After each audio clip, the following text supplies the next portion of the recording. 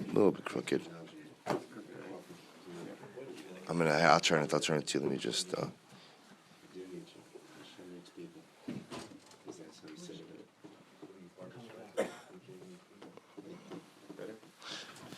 right, I will say good morning. Let's begin. So today is Ayin Gimel 73. We are going to pick up from Ayin Beis Amud Beis 72b. So remember, we left off yesterday.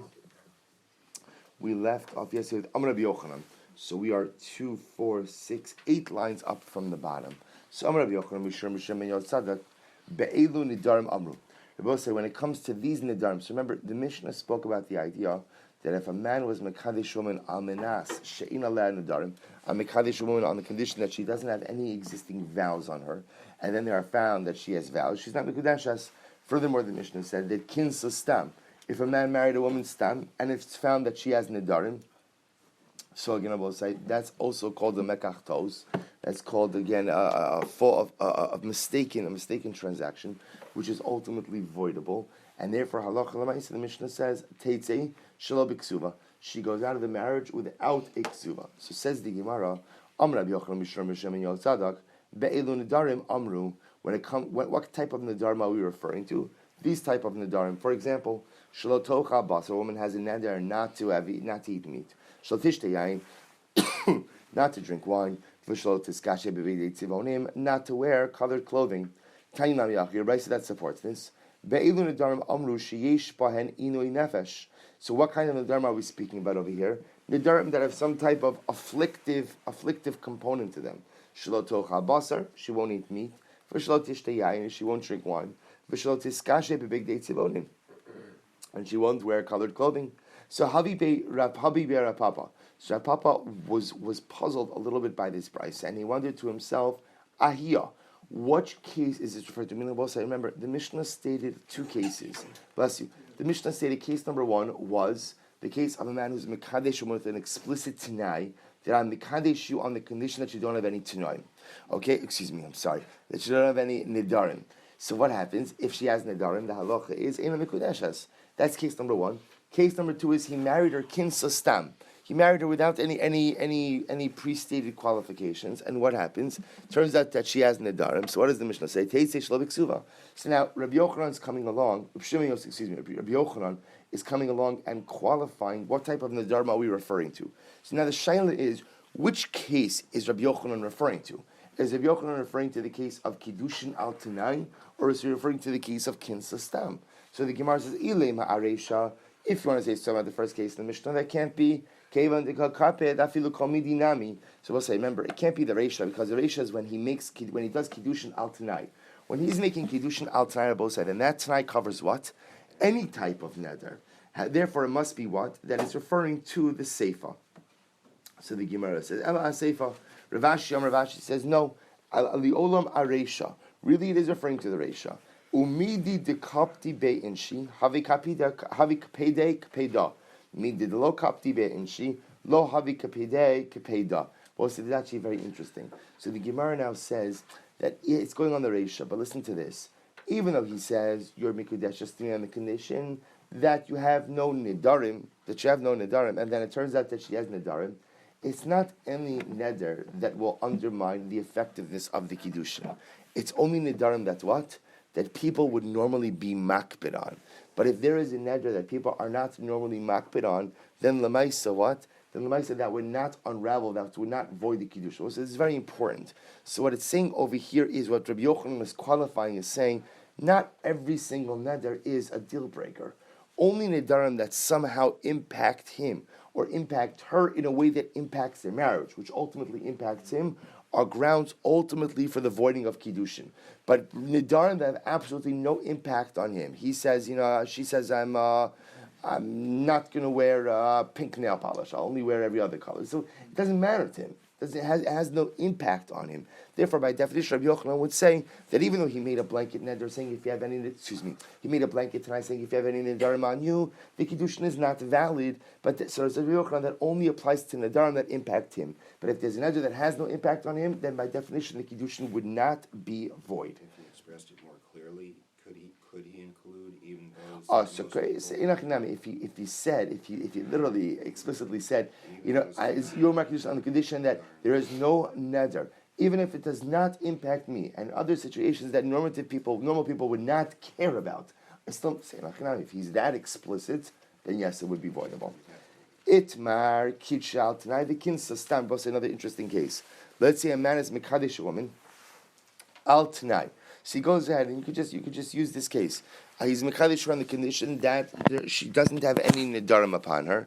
And then what happens? The kins at the time of nisuin, however, he doesn't say anything. So kiddushin was done with the tanai, but at the time of nisuin, he never restated the tanai.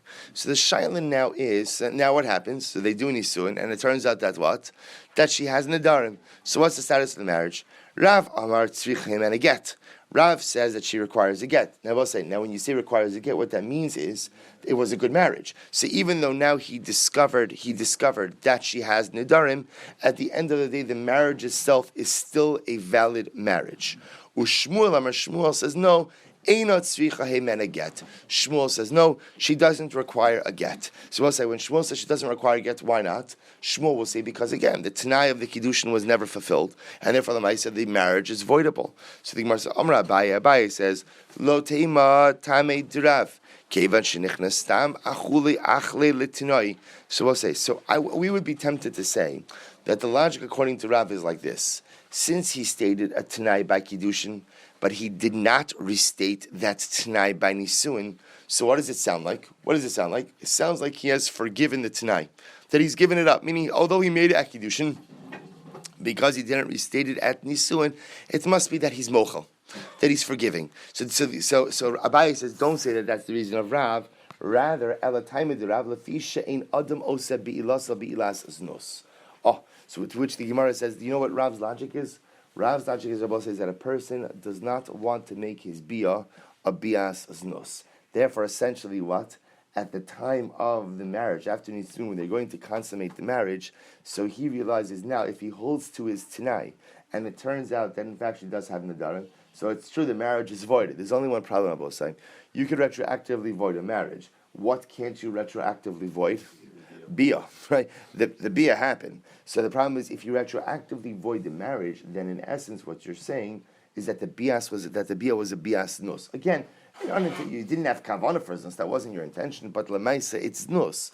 So therefore again, Abaye says that Rav holds that a person does not go ahead and make his bia a bias nus. So in reality, the tanai itself is still considered to be a valid tanai, and therefore, again, technically there shouldn't be a marriage. But a person doesn't want their bia to be a bias nos. Therefore, to a certain degree, they go out and they give up the tanai. Look at Rashi.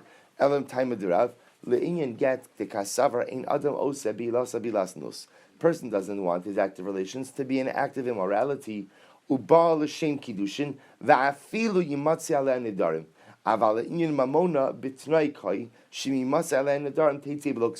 this is interesting. Now we're going to make a distinction over here between what we'll call the kiddushin, the isser, and the mamon. So when it comes to an issue of isser, so therefore he doesn't want his bia to become bias nos, and therefore he has kavana that he's going. This act of relations will cement their relationship, even if lemaisi he finds nedarim. However, when it comes to financial components like ksuva, if it turns out that in fact again she did have nedarim upon her, then lemaisa what? He would not be obligated to give her the ksuva. So the Gemara says the following: But Rav and Shmuel already argued about this once before. So the Gemara says the itmar we learned kitana shalom miyana. If a kitana doesn't do miyun, vigdil imar. Let's remember again. This is talking about a situation where a minor girl, was married off by her mother or brother. So rabbinic marriage. So the halacha is, remember, she has the ability to get out of that marriage whenever she wants through miyun. What does miyun mean? Simple refusal. I don't want this anymore. That's miyun. So let's listen to this case. So in this case, brother or mother married her off rabbinic marriage, and what happens? She didn't do miyun. She became an adult woman. And she continued to live with her husband. Then what happens? Amda v'nises. Then she decided she wanted to marry another guy. Fine.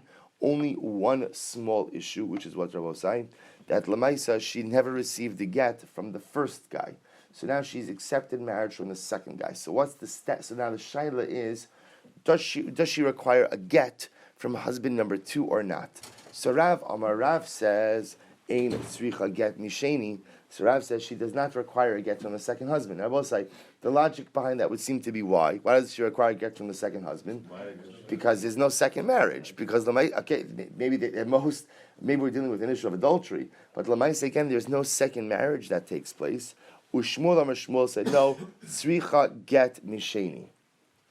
She requires a get from the second husband. I will say now. Remember, Rav's logic is like this. Rav's logic, if you look at Rashi, ein tzricha get misheni. Rav says dechi gadla ba'ala l'shem kiddushin teodehu she'en kiddushay ketana klum. So remember, here's the issue. The issue is that when a man marries a minor girl, so that's rabbinic kiddushin. So remember again, how does that rabbinic kiddushin ever morph into biblical marriage? Once she becomes an adult and they have relations, so Rav will say that act of relations affects new kiddushin, because the husband knows that he only has a rabbinic marriage to his wife. He wants to have a biblical marriage. So what happens? When she becomes an adult and he has relations with her, that act of relations is for the sake of affecting kiddushin, and therefore the ma'isa, again, it's a biblical marriage. That's Rav's logic. Because it's a biblical marriage, therefore, again, if she accepts kiddushin from a second man, what's the halacha? That kiddushin is ineffective, and therefore she doesn't require a get. On the other hand, what does Shmuel say? Shmuel says, no, she does require a get from the second one. Look at Rashi. Tzricha get misheni. Dechola boel al das kiddushin harishonim boel. See, I will say, Shmuel says, people are not as smart as you think they are. That when this man marries this woman, this girl, it's not a woman. He marries this minor girl, and he gives her brother or her mother kesef kiddushin. So we'll say his assumption is that the entire marriage is predicated on that first act of kiddushin. And when she becomes an adult and he has relations with her, he does not have in mind to affect a new kiddushin. His entire marriage is predicated on that first act of kiddushin. Therefore, the Gemara says, "Va'afagav demodish Shmuel she'asur l'sheni de'mishna shleimahi de'inabas." So we'll say, so essentially, the fundamental machlokes is like this: Rav holds that a man knows that his first marriage is rabbinic, and therefore, if he's going to have a biblical marriage, he has to have a second kiddushin, so to speak, with this girl when she goes ahead and she reaches the age of majority, she becomes an adult. Therefore, again, remember, they're living together after she became an adult. There was bia, therefore, she says bia with her as an adult. Rav assumes that bia is for the sake of affecting newfound biblical kiddushin, and therefore, if she accepts marriage from another man, that marriage is ineffective, and she doesn't require a get from husband number two. Shmuel, on the other hand, says, no, it's not true, that he does not have in mind for affecting new kiddushin. He has in mind that the first act of kiddushin is all they need, and therefore, again, all they have is what? Rabbinic marriage. Because all they have is rabbinic marriage, technically speaking, if she accepts biblical kiddushin from another man, then what? Technically it works, and therefore to get out of that second marriage, she requires a get. I'm sorry? That lasts forever until they're 60 years old and still rabbinical. So Rav will say until the point where, Shmuel will say yes, until the point where he actually has kavanah to go ahead and re-energize this marriage with a biblical kiddushin. It's a rabbinic marriage. So we'll say, so now listen to this. So remember, the Gemara is just suggesting we've already seen this machlokus between Rav and Shmuel before. So now what the Gemara is suggesting over here, it's the same fundamental dispute. The same fundamental dispute is that do we assume that a couple always focuses, or that a husband is always focused on the initial act of kiddushin or not? So remember again, in the case on Ayin Beis and days, it was the case of Kidsha al Tanai V'kin Sastam. So he married her with the Tanai that she doesn't have any Nidarim, but at the time of Nisuin, he didn't go ahead and restate the Tanai. So the Shaila is, how do we view his non-restating of the Tanai? Does that mean he's forgotten about the Tanai? Or does that mean, no, the Tanai of the Kiddushin still stands? So remember again, so then what happens? It turns out she has Nidarim. So Rav holds Tzricha Hemen Agat. So Rav holds that Lamaisa again, and therefore Lamaisa, again, we assume that he's given up on the Tanai. Shmuel, on the other hand, says she doesn't require a get. Why? Because Shmuel says the criteria present at the first act of Kiddushin is the criteria that remains. Now the Gemara is just suggesting, well, why are you telling me this? We already saw this machlokes. Because in this case, again, of where a man marries a minor girl, then she grows up, they have bia, then she goes ahead and accepts kiddushin from another man. Does she require a get or not? So Rav will say she doesn't require a get. Why? Because l'maisa, again, Rav holds that she's married to the first guy, and Shmuel says that she requires a get. Why? Because Shmuel assumes that it's all focused on the first act of Kiddushin, and the first act of Kiddushin was rabbinic. So why do I need two cases that essentially restate the same thing? Tzricha, di'i itmar b'hahi, because if I would have just said this case, b'hahi kamer Rav mishum deleka tanoah, so also I would have said that Rav holds this way. This is in the case of the Kitana. Why? Because there's no Tanai. Aval b'ha di'ika tanoah, ema modil l'shmuel. But I both say in the previous case, of where is Makadish with the Tanai that she doesn't have Nidarim, perhaps Rav would agree with Shmuel that once the Tanai was stated at the onset of Kiddushin, that Tanai remains even if it's not restated at Nisuin. V'i itmar b'ha. And if we would have just stated the Tanai case, b'ha ka'amar Shmuel. In that case, Shmuel holds his position. Ava b'ha. But in the case of the Kitana, ema modi Rav, I would say that perhaps he holds like Rav. Therefore, tzricha. Therefore, both cases are needed. Tanan. Kinsa stam v'nimtzu ala nedarim. So we'll say, now remember again, the Mishnah said that if a man, this is quoting our Mishnah, if a man married a woman, stam. Now both remember, kinsa stam means, now we'll have to qualify exactly what this case does mean. But kinsa stam means he does nisuin, and there's no explicit tanai. So what happens? So kinsa stam v'nimtzu ala nedarim. But then it turns out that what? She made nedarim that impact their life together. So teitzi shelo b'ksuva. So the halacha is she leaves the marriage and she forfeits her ksuva. Mekach. So the Gemara says, 1 second. Ksuva hu d'lo hagita baya. The Bosan, we can infer from this that what? She doesn't get her ksuva, but what does she require? She requires a get. So on one hand there's a forfeiture of the ksuva, but yet again she requires a get, seemingly indicating that what Rabbi said, that this was a valid marriage. So the Gemara says, so what's the case? So the Gemara says, my love, Ksuva d'lo hagita baya, my love. Kid sha'al tanai v'kinsa astam. We will say kinsa stam. Is the case of the Mishnah not a case of where there was tanai at the time of kiddushin? So hariat mikudeshas the almanas she'ein alach alayich shum nidarim. You are mikudesh on the kiddush that you have no nidarim on you. Then at the time of nisuin, he did not restate the tanai, and yet what we say that if he gets married, once he marries her and he realizes that she has nidarim, what's the halacha? Teitei shelo b'ksuva, which indicates that's what Rabbi was saying. That lemaisa, if you make it tonight at the time of kiddushin, even if you do not restate at the time of nisuin, nevertheless, what the tanai still stands to yufta the Shmuel. And Abba said this would refute the position of Shmuel because Shmuel says that what that lemaisa. This would refute the position of Shmuel. Correct. So the Gemara says, to yufta Shmuel lo. So the Gemara says lo. What's the case? Kidsha stam v'kinsa stam. No, what's the case of here? The case over here is a case of kidsha stam v'kinsa stam, which means what? He's being mekadesh without any explicit conditions, and therefore he is marrying her without any explicit conditions. And nevertheless, the Mishnah is telling me that there's an automatic assumption that should the husband find out that she does in fact have nedarim upon her, that would be grounds for forfeiture of the ksuva. Aval kidsha al tanai v'kinsa stam. But Rabbi say if he was mekadesh with the tanai and he married her without restating the tanai, hachenami de lo baya gita. In that case, Rabbi says she would not require a get. So here's what's interesting. Now we have two cases.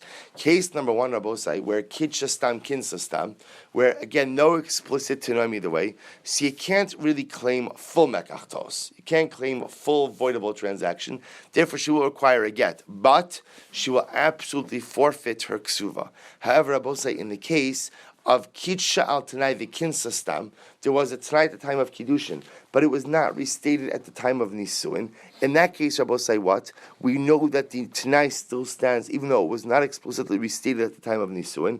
In that case, not only does she forfeit her ksuva, but what? He could void the marriage even without a get. So, if that's the case, Adatani, Hamekadesh as Isha Amanashi ala Nadarim, Benim ala Nadarim, Ena Mikudeshes. But if that's the case, instead of the Mishnah saying that if a man was Mekadesh woman on the condition that she has no Nadarim, and then it turns out that she has Nadarim, Ena Mikudeshes, she's not Mikudeshes, I'll tell you a better case. Listni, why don't you instead say, Kin Sistam, Venimtzu ala Nadarim, Eina mikudeshes. Then Rabbi say, why don't you just state the case of kinsa stam v'nimtzu aleh, which means again the case of where he was mekadesh stam, kinsa stam, and then it finds out that she has nedarim. Eina mikudeshes, that she's not mikudeshes. V'chol shekein ha. And Rabbi say, of course, it would go without saying about the previous case. To which the Gemara says, Hachinami kamar. You're right. This is what it means to say. Ha-mekadesh esa isha amra she'en ala nedarim. Both say if a man goes ahead and is mekadesh a woman on the condition that she doesn't have any nedarim, the kinsa stam. So remember again, in this case, there's an explicit t'nai at the time of kiddushin, but kinsa stam. But at the time of nisuin, no restating of that t'nai. Vinim tzvala nedarim, and then it turns out that what she has nedarim upon her. So what's the halacha? Eina mikudeshes. So we'll say the halacha is that she is not mikudeshes. However, again, because we'll say that's a case of where there was an explicit t'nai made at the time of kiddushin, and even if it's not restated by the time of nisuin, the assumption is that t'nai is still present. However, kiddush stam, v'kin stam. But we'll say if you have a situation where both kiddushin and nisuin were done without any explicit mention of any conditions, and then it turns out that that she has nedarim upon her. What's the halacha? Teitze shelo b'ksuva. She goes out of the marriage without a ksuva. But however, ksuva udelo baya, hagita baya. But we'll say, what do you see from here? She doesn't need a ksuva. She doesn't get a ksuva. But what does she need? She does require a get. That will say. Now you have to understand something. The Gemara says that is inherently inconsistent, right? Because again, we assume that the forfeiture of the ksuva is based on what? The fact that there is really no marriage. It's a mekachtos. But if there's a mekachtos and there's no marriage, then what? Then she shouldn't require a get either. Usually that's a package deal. So the Gemara says, I don't understand. Umayshna ksuva de lo baya. The amar efshi biisha nedrana. So I will say, why is it that in this case I will say where kidsha bitnai,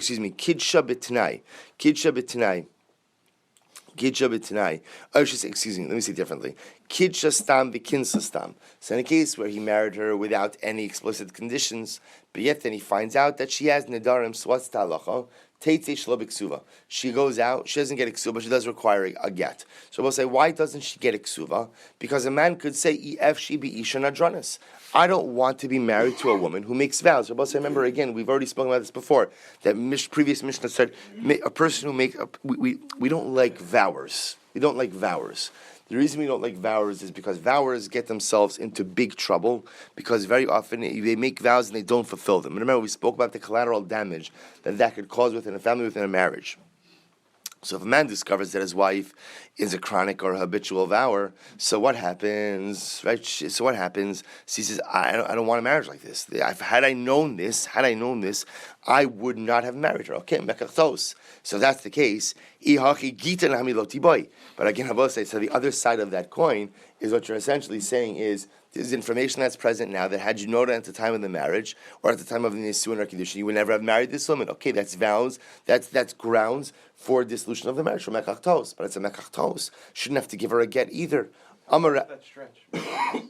I'm sorry? How far does that stretch? So we're going to see that. That's going to be a dedicated sugya about what is the grounds for marriage. I didn't know you bite your nails.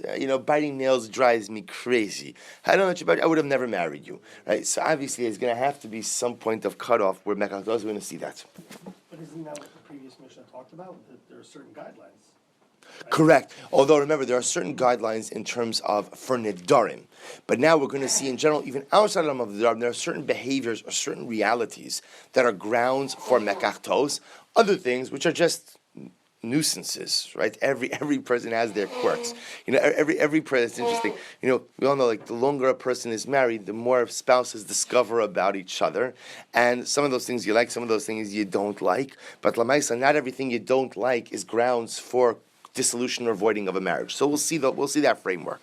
So the Gemara says, what's happening over here? Rava Amar Tana Sapuki Misafkele. Well, so listen to this. The Tana was not sure about the nature of this marriage. So here's what you have. This is the case, remember, of kidsha v'kinsa stam. So in this case over here, no explicit t'nai is being made. No explicit t'nai is being made. And therefore the mais, again, so what happens? He's not saying anything explicit. Then it turns out that she's the chronic, she's the habitual vower. So he says, I don't want this. I want out of this marriage. So we know for a fact that what? We know that this is grounds for dissolution of a marriage. We know that. Skip that.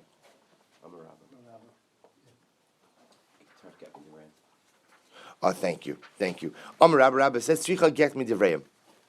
So Rabbi says, in reality, what's required over here, thank you, we need a rabbinic get. This is a rabbinic get. So why? What's the logic over here? Because Rava says, Amar Rava, sapuke misafkele. So we'll say the issue over here, the issue at hand, because remember, I will say what the Gemara is bothered by is it's inherently inconsistent. If you're going to say that if you're going to say that finding out that she's a chronic vower is enough to go ahead and say that Lamaisa, he doesn't have to pay her the ksuva, then it should be enough to say that she doesn't require a get to get out of the marriage as well.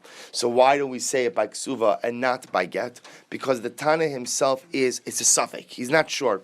So what happened? So meaning he's not sure. What he's not sure about. Look at Rashi. Sapuki misafkile astam adam efshi be ishan adronis imlav. So I will say this guy is saying over here that I don't want a woman who's a vower.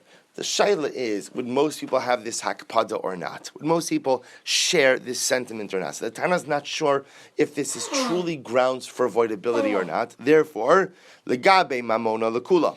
When it comes to monetary assets, we're going to be mekel. The boss say mekel in this context means what? That we're not going to make the husband pay the money. Mekel means leave the money where it is right now. Don't extract money. However, gabi isur l'chumra. When it comes to matters of isurim, we're going to what? We're going to go l'chumra, which means what? We're going to require a get. But as Rabba explained, that is only a rabbinic get. So both say what it comes down to is like this. Essentially, you have three cases. The easiest case is kidsha b'tanai.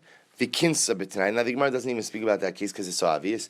So if Kiddusha is made with a tanai that she doesn't have nedarim, and Nisurin is made with a tanai, and it turns out that she's a chronic vower, it's obvious. Mekach tos, total avoiding of the marriage, no get, no ksuva. Okay? Second case is kidsha b'tanai, the kinsa stam. It appears now that everyone's going to agree that in that case as well, we're going to assume that the Tanai still stands, and Lamaisi, and even though he didn't restate it at the time of the Nisuin, the assumption is that Tanai is still there. Therefore, it turns out that she's a vower, grounds for dissolution of the marriage. The complicated case is kinsastam, the kidshastam. Excuse me, I should say opposite. Kidshastam, the kinsastam. Where ultimately he makes no explicit tanai, but then he found at the time of kiddushin or nisuin, but it turns out then that she's a chronic vower. He's upset. He wants to dissolve the marriage. We're not sure what to do in this case. So because we're mesupak, essentially what we do is when it comes to financial matters, we go lekula, right? And lekula means keep money where it is. Don't extract money from anyone. Therefore, again, she doesn't get iksuva. When it comes to iser, matters of isurim, we're going to go lechumra, and therefore we're going to require him to give her a get in order to effectively dissolve the marriage. Amar Rabba, machlokis beto shtei noshim. So this machlokis, Rabba says, is only when it comes to what he calls the shtei noshim. Aval tos isha achas divrei hakol itricha me again. I will say, now listen to this. What does this mean? Look at Rashi. Machlokis to Rav and Shmuel. The machlokis to Rav and Shmuel. I will say, remember, which is the fundamental machlokis as to whether or not. Remember, machlokis Rav and Shmuel goes back to the original case where kidsha b'tnai v'kinsa stam. So what happens in that case? So remember again, Rav said that l'maisa tzricha him and a get, because Rav assumes that if he didn't restate it tonight at the time of Nisuin, then he let it lapse. And Shmuel says, no, even if he didn't restate it at the time of Nisuin, it's still in effect. So the Gemara, now Rabbah qualifies this, and Rabbah says, this machlokis is only by shtei noshim. Now look at Rashi. Beto shtei noshim. Kidesh leah al tanai v'isha achares kine stam acharet. Well, so listen to this case. So Rabbah says the machlokis is only in the case of shtei noshim. So let's say he went ahead and he did kiddushin with Leah al Tanai. So Leah, you're mekudesh to me on the kiddushin that you don't have any Tanaim. V'isha acheres kinei stam. He's a busy guy. What happens? He does kiddushin with another woman, with Rachel, totally permitted. Right? There's nothing illegal in this case. But he makes no explicit Tanai with her kiddushin. So v'nimtzu alei nedarim. Then so remember, so he says to Leah explicitly, "Amikalishu on the kiddushin that you have no nedarim." And then he goes over to Rachel and he says, "Hare ad mekudesh." It doesn't make the Tanai. And it turns out that what? Rachel has made nedarim. So v'hainu ta'usa v'rav savar kevan delo asni behada dahach afapi shekvar giladaito sheshi bin adranas tzricha imene get dilma ligaba dahach haviva aleh v'lo kapid u'shmuel amar kevan degali daiti galibas. Listen to this. So the Gemara is now going to suggest. Rabbah suggests that the only time the machlokes Rav and Shmuel is when it's two women. Two women. Now, what does two women mean? Two women means like this case. He's Mekadesh woman number one with a Tanai, but he's Mekadesh woman number two without a Tanai. But it turns out that woman number two has Nedarim. So we'll say, so what's the status of that second marriage? So Rav will say, well, look, because he didn't go ahead and restate it with wife number two, it must be maybe he loves her more and therefore he's willing to go ahead and overlook her Nedarim issues. And therefore we can't assume that his Akpada about Nedarim applies to wife number two.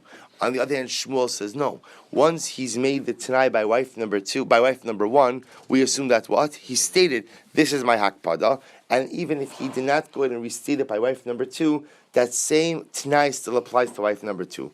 That's Machlokes Rav and Shmuel. Aval b'tos isha achos. But Rabbi say when it comes to quote unquote a tos, a mistake with one woman, and I will say now that's the case of where he was Mekadesha with the Tanai, but at the time of Nisuin, he didn't say anything. Everyone will agree, Divrei HaKol, even Rav, Ein Tzricha Hemena Get. Everyone will agree that the initial Tanai still stands, and therefore if it turns out that she is a chronic vower, that is grounds for dissolution of the marriage, even without a get.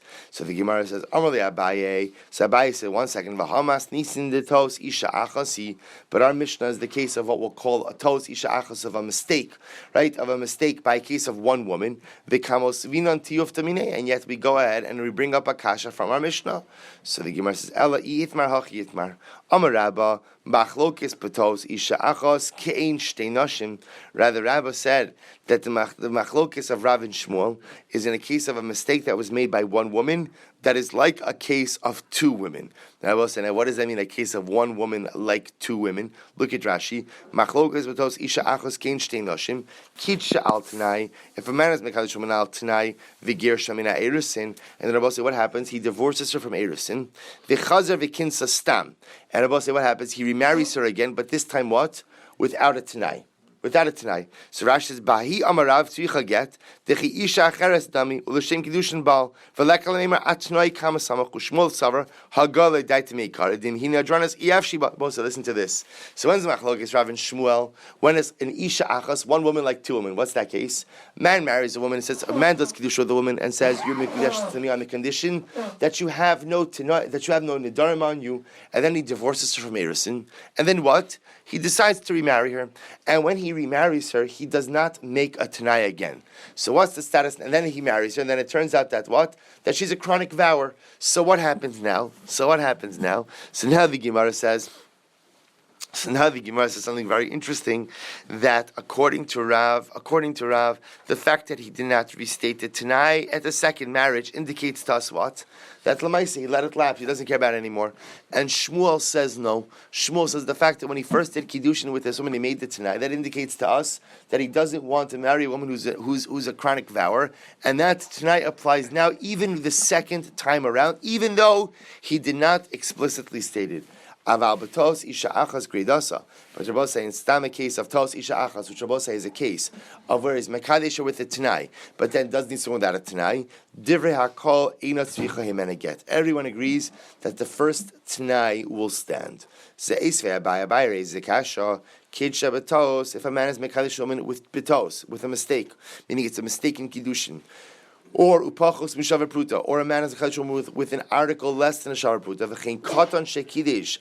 All right, or so too if a katan did kiddushin. Afapi sheshalach sivlonos la'achar mikan. This is talking about a case where he did kiddushin when he was a katan, but then once he became a gadol, the custom was that over the course of Erusin, so a chassan would send the kala gifts. So let's say he sends her these gifts after he's become a gadol. So maybe you'd say these could be considered items of value with which to affect real kiddushin. Nevertheless, the halacha is ina mikudeshes. In all these cases, not mikudeshes. Why? Shemachmas kiddushin harishonim. Because ultimately, we assume that everything is predicated on the first act of kiddushin, and in this case over here, where he was a katan, the first act of kiddushin is halachically irrelevant. Shalach, kiddushin harishonim shalach ve'im balu. However, again, if there was bia, kanu. Then Abba said if there was bia in these cases, then lamaisa again the bia was kona. That was bia afterwards. Correct. Then the bia was kona. Reb Shimon Yehuda Omer, Reb Shimon ben Yehuda Mishum Rabbi Shmuel Omar, in Baalu lo kanu. And on the other hand, Reb Shimon Yehuda said in Rishon, no, that even if there was bia, the bia still does not affect the marriage. So the Gemara says, Vahahaha, now I will say, now what is this case? this essentially is a case over here of where there was a deficient kiddushin, but then there was a bia, a bona fide bia. So the shaila now is, Rabbi say, so now does that bona fide bia essentially go ahead and does that follow the deficient kiddushin? Do we say that that is an extension of the deficient kiddushin, and therefore even the bia won't be good?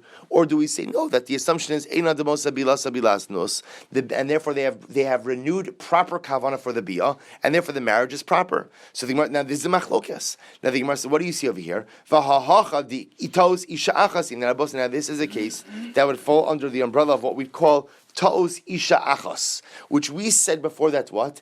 Everyone agrees is not a problem. So the Gemara says, upligi, and yet again they are arguing, my love, ta'os nadar. Now both say, when we said the case, and the Brisa said the case of where there was kiddushin b'tos, is that not a case of nidarim, meaning where he thought that she did not have nidarim, and then it turned out she did have nidarim? Lo ta'os pachos mishavar pruta. No, it's talking about a mistake that he was mekadosh with an object that was less than a shavar pruta. Mara says that can't be. Pachos shavar pruta behedji katani love, but that's not true because the case of shavar pachos shavar pruta was explicitly stated on its own.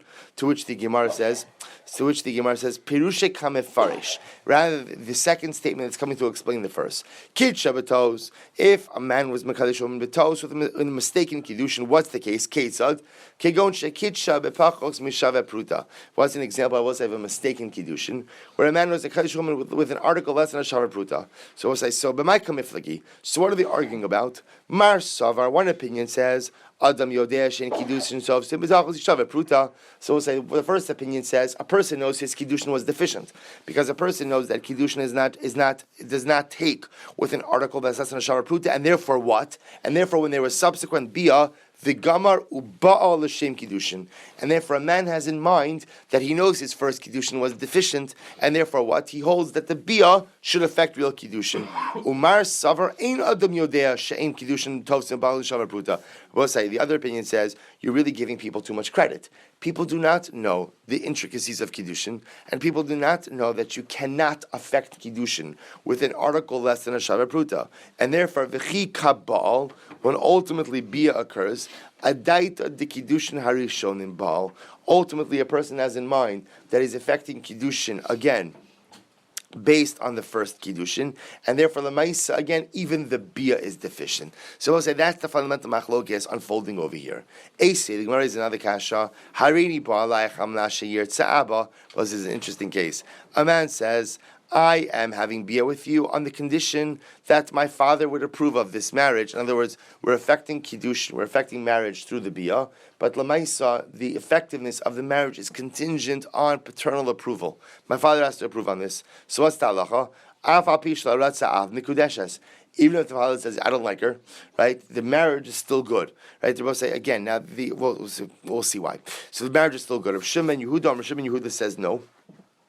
Rabbi Shimon Yehuda says, Rabbi Shimon Yehuda Omer Rabbi Shimon Ratza'av Mekudeshes Lo Ratza'av Ein Mekudeshes. No, if the father approves of the marriage, then the kiddushin works. This was a t'nai. If the father doesn't approve of the marriage, then the kiddushin does not work.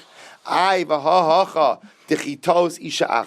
Rabbi said this is like the case of tos isha achas. Rabbi said this is like the case of, again, remember, one woman, kiddushin's taking place with the t'nai, but there's still a bia. Now we just said before that what? That everyone will agree that in the case of isha achas, everyone will agree that the t'nai present at the time of kiddushin will what, Rabbi say? Will what?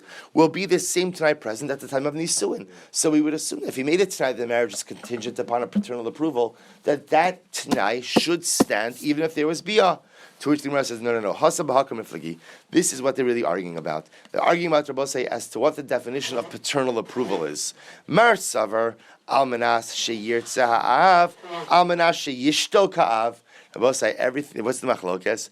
What is the definition of paternal approval? So one says paternal approval means my father is going to be quiet and not say anything bad, right? So if my father doesn't say anything bad, then l'maisa, that's pretty much as good as I'm going to get, right? That's paternal approval.